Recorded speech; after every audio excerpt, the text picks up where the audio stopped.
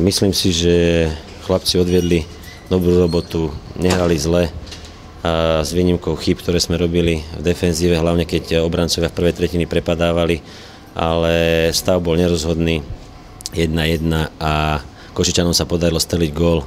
Ja hovorím z takej šance, ktorá nebola až taká nebezpečná. My sme už nedokázali potom strnúť víťazstvo na svoju stranu, i keď si myslím, že sme mali prevahu v tej tretej tretine. A taký je šport, no. Nemali sme dneska šťastie ani v tejto sérii. Chlapcom to dá snáď do budúcna ponaučenie, niečo si z toho zoberú.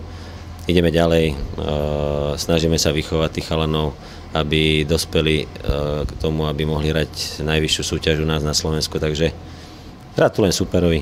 My sme dneska boli tí, ktorí mali menej toho šťastia. Keby som mal celú sezónu zhodnotiť, musím povedať, že pred sezónou bol náš jednoznačne prioritný cieľ zachrániť sa. A to, že sa nám podarilo hrať play-off, to bolo naozaj nad rámec, pretože ten káder nebol až taký kvalitný.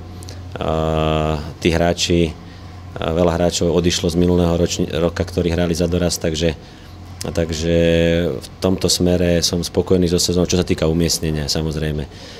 Druhou vecou je záujem a to srdce tých hráčov pre ten šport, čo už není také, ako bola kedy bývalo, ale opakujem, chalani spravili krok dopredu, niečo sa naučili a aj v tomto smere môžem teda vysloviť takú spokojnosť.